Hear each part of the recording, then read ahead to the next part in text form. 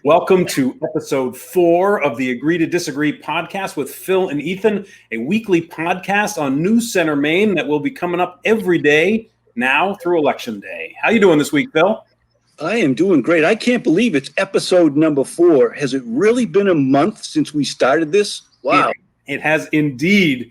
And for those of you new to the podcast, comes out every Thursday each week. We're going to give you an inside look on all things that are happening in Maine politics. This week, we debate the extension of the COVID relief package and what each of us think should be in there. On a poll showing Golden, Biden, and Gideon with solid leads, and Sarah Gideon receiving $4 million from a PAC set up after Susan Collins voted for Brett Kavanaugh. And after that, we're going to play a little something that we like to call Love It, Hate It, or Wake Me When It's Over. We're going to debate a little bit about the $4 million PAC. We're going to talk about Trump sending troops into American cities and the beginning of baseball season. Did you happen to notice right up here, Phil? I got my Mets jersey right there. Huh? Well, you know who our Mets are playing this week, don't you? Go Red Sox. Plus, a new edition this week called Nail It or Failed It, where one of us gets on the hot seat. Oh, baby, can't wait. All right, School Z, kick us off. As Speaker of the House, I solemnly and sadly open the debate. Congress is now doing its usual last-minute dance, negotiating an economic relief package, of course, at the last minute. Democrats want $3 trillion for states, for testing, families, the unemployed. Republicans want it trimmed back to $1 trillion. Strim, I have no doubt you're in the $3 trillion camp. Tell me why and what specifically you want to see in the package. $3 trillion is what's needed in order to keep the American economy from sinking even further back into deeper into this recession we're already in. We're dangerously close to actually getting to a depression. We can't allow that to happen. This kind of economic stimulus is key. So yes, I'm in the $3 trillion camp. It's pretty simple. $1 trillion's got to go to state and local governments. We're seeing in the city, in the state of Maine, $1.5 billion deficit at the state level. Then another $1 trillion's got to go to help the unemployed, extend the $600. We'll talk about that, plus making sure that people have what they need to pay their rent, so landlords don't have to foreclose. And then the last $1 trillion needs to go towards beating back COVID, making sure that we can get the vaccine we need and that schools and everybody have the resources to keep themselves safe. So yeah, I'm in the $3 trillion camp, and hopefully Democrats will fight back and get it through. You know, $1 trillion here and $1 trillion there. Pretty soon we're going to pile up an insurmountable responsibility to the next generation to pay back this money that we're borrowing. I think we have to be mindful as well that what do we do the next time there's some unexpected jolt to our economy? Are we going to go borrowing our way out of the next challenge that we face? I think we have to be very strategic and make sure that people have an incentive to work. Right now, I'm hearing from clients of mine in the financial field that they got employees that don't want to come back to work because they're making more money staying at home. That's in nobody's best interest. I think it's time for the state of Maine to come back into session. The budget woes that we're going to have to address were known months ago. One just has to look at how much tourism has dropped off, which impacts our revenues for fuel taxes and sales taxes and meals and lodging. This should come as no surprise that we need to make some significant adjustments, and borrowing more money to keep the status quo is not the path I believe is best for Maine or America. Yeah, but Phil, if we don't borrow the money, the economy is just going to start to collapse. The jobs aren't out there. People can't go to work yet. It's not safe. We shouldn't be asking people to go to work. We'd be derelict in our duty around the health of this country if we did that. These are the times when we need to borrow the money in order to keep our economy going. And that's $600. They have to keep it at that level. Too many people will be evicted from their homes if they don't. All right, Phil, a new poll is out from Colby College. It's showing Biden, Gideon, and Golden all winning by anywhere from 5 to 12 points. Phil, is this the great blue wave so many on my side of the aisle have been waiting for and so many on your side have feared? And if not, why not? Well, I hope that you will take great comfort in these polls because it's only July. It's a long ways off till November, and I think you're going to find that there is a tremendous amount of people who are not actively involved in sharing their opinions on social media who believe that a blue wave brings Joe Biden to the presidency, where he is trying to be more progressive than Bernie Sanders. And I think the more people learn about the policies that are part of his platform, the more people are going to say, you know what, Trump may not be, Mr. Congeniality, but he's focusing in on things that will get jobs back into America, that will make America great again. And I think you're going to see that these polls are going to quickly tighten up, and it's going to be a horse race. There's no question about it. It's not a shoe-in for anyone, but I wouldn't take too much comfort in those polls. Yeah, look, it's very early. Certainly it will tighten up. I don't have any doubt about that. But I'll tell you what, I do think there is a lot of energy on my side of the aisle. And I'm feeling some on your side of the aisle in which people are feeling a little discouraged, rightly so. Donald Trump's numbers are just plummeting. I do think Biden's going to win the state. I do think Golden's going to win his seat. And I do think that Sarah Gideon's going to win hers. Whether it will be by these margins, obviously it'll be only time will tell. But, the president's handling of this economy has just left too many people desperate. And Susan Collins has simply refused to find a way to separate herself from Donald Trump. She continues to support this guy, and he is not popular in Maine, just the same way he is not popular around the country. So I think that these poll numbers are reflective of a real wave that could be happening this fall. Well, if you're right, that is going to send a very chilling message to the economy that has finally had a chance to recover before the COVID virus descended upon us. And if you look at it from the bigger picture, Ethan, if Susan Collins is defeated in November, that's just one seat that would change relative to what's already, in office here in the state of Maine. And that's why I think you're seeing so much money come in from around the country for Sarah Gideon, and because we're a low population, we're an easy price to pay for media access. And this is not about the citizens of Maine. This is about a national election. And I think Mainers are going to take note of that and vote accordingly. Well, we'll see what will happen. Look, if we're able to defeat Susan Collins on the Democratic side, that means the Senate is going to go blue. That's a big effort around the country because, look, Congress right now, the Senate has been a real roadblock to some important work. So trying to win that seat and bring it over into a blue column for Joe Biden so he can get his agenda through, that's a very, very important part of this conversation. Let's move on. A bribe to one is a gift to another. Speaker Sarah Gideon just got a very large infusion of cash as Senator Collins was deciding whether to vote to confirm Brett Kavanaugh to the Supreme Court. A crowdfunding campaign was launched.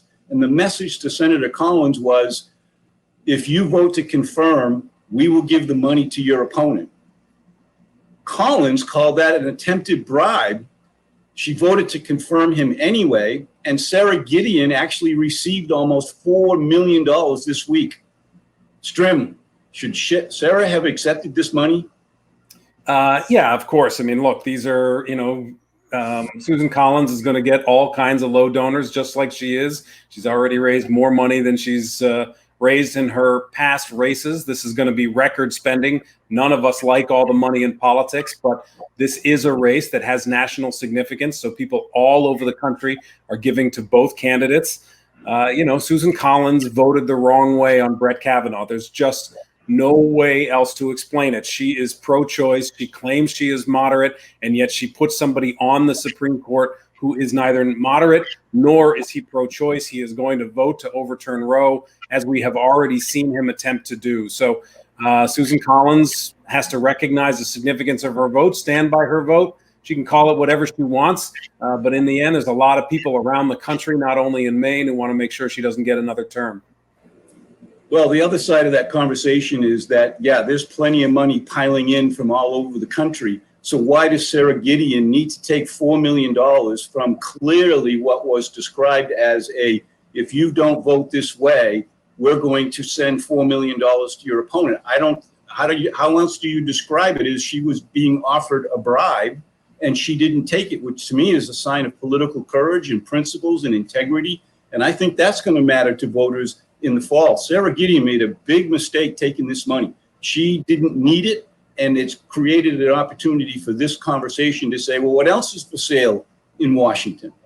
Yeah, I don't think anybody sees this as a bribe or not a bribe. Look, these are small donors.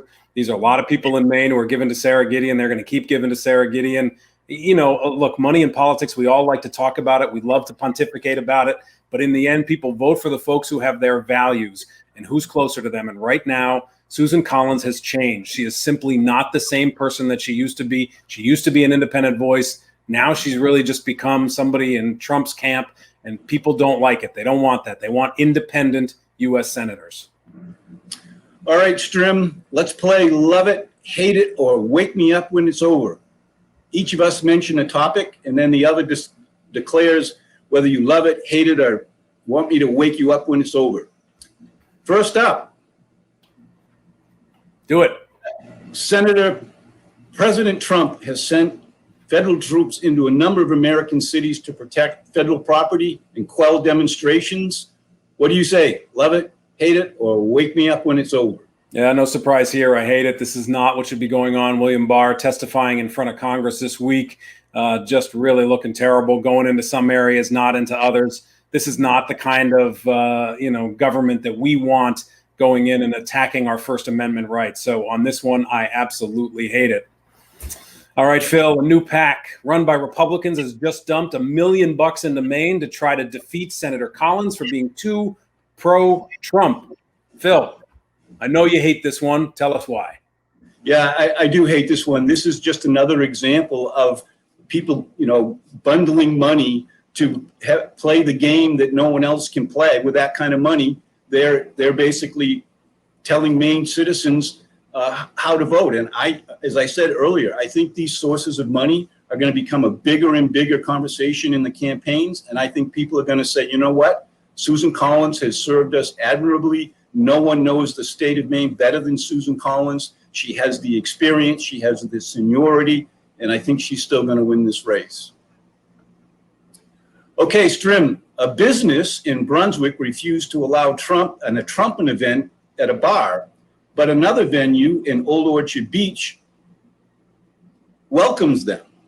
Now, anti-Trumpers are looking to boycott the Old Orchard Beach establishment, and pro-Trumpers are looking to boycott the other. Strim, love it, hate it, or wake me up when it's over? Wake me up when it's over. This is a whole lot of partisan fun, but why can't we all just get along? Look, everybody has a right to go to whatever bar, restaurant they want to go to. I hope nobody changes their mind. If that was one of their favorite places to go back to it again. And look, if you're a Democrat, go to the Republican place and ask them to host you. Most business people I know will host anybody if they're bringing in a few customers. So wake me up when that one is over. All right, Phil, another one this week. Janet Mills refused to offer clemency to Brandon Brown. He's an inmate who was convicted of attempted manslaughter. He has served 10 of his 17-year sentence. He sought clemency so he could pursue getting his PhD. He's already got his master's and his bachelor's behind bars. Phil, love it, hate it, or wake me when it's over? Well, this is a tough one. I'm going to lean on wake me up when it's over. It's interesting that in Maine, we no longer have a parole board. It's a clemency decision by the chief executive. In this case, Janet Mills, without rationale behind her decision, said that she wasn't going to grant clemency. I'm going to trust that she had valid reasons to do that. So wake me up when it's over. Strim, baseball is back. Or maybe it isn't. Love it, hate it, or wake me up when it's over? Look at that right there. Love it, baby. Baseball is back. I don't know if I'm going to get 3 games or 7 games or 60 games, but right now my boys, they're winning more than they're losing, so I am loving it. And my boys are playing your boys this week, so if they take the series, I'm expecting a nice brew somewhere downtown soon.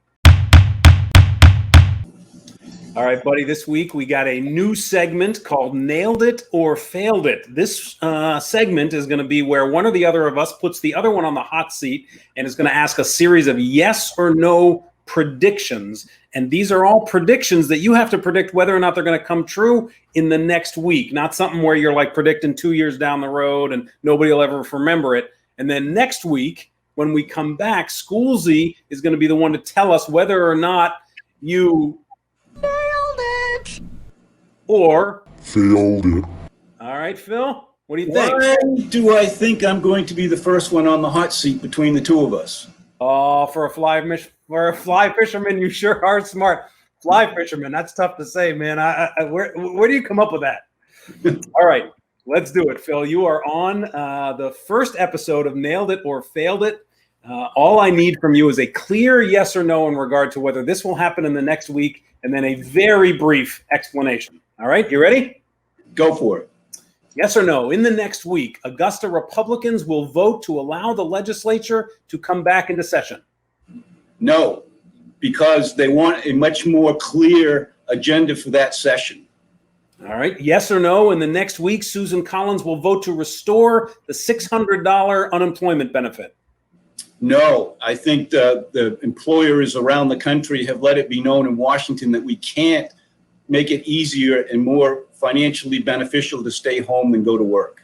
Oh, you're killing me, not letting me respond to that.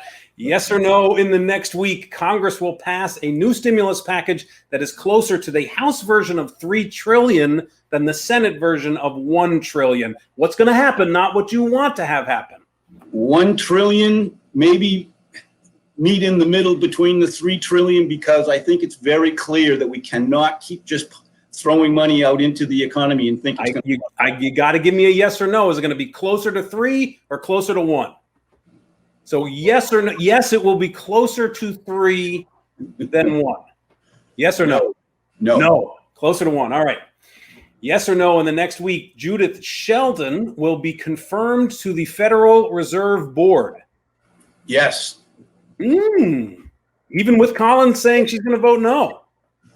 Well, as you were saying, she hasn't distanced herself from Trump. Here's an example of doing just that. Yeah, I have a feeling that's kind of why she did. Yes or no, in the next week, Joe Biden will announce his VP pick. No, I think he's going to wait until there's much closer to the what would be the traditional Democrat convention timeframe. And last but not least, my New York Mets playing your Red Sox this week. They're going to be playing the final game. Are we going to beat your beloved Red Sox or not? Yes, the Red Sox are like a double-A farm team. Yeah, yeah. All right, buddy. That's it. You're off the hot seat. We'll see how you do next week. You're up next. The clock has run out. The buzzer is sounding. Okay, let's wrap up with our trivia. Okay, Ethan, as we do each week in honor of Maine's bicentennial, we're going to ask a Maine political trivia question. Here is last week's question. Maine had 4 governors in its first 2 years as a state. Can you name all 4 and why they kept resigning? That's a tough one. Obviously, everyone knows the first governor, William King, but I dare say I didn't know the other 3 without looking it up. So who were they and why did they resign, Strim? Yeah, well, Governor King, our first governor, as you mentioned, of course, no relation to Angus. He served for about 15 months before he was enlisted by the federal government to negotiate a treaty with Spain. Sounds like a pretty good gig. And then our second governor, William Williamson, who named these people back in those days, served for 7 months before he resigned to take a seat in the U.S. Congress.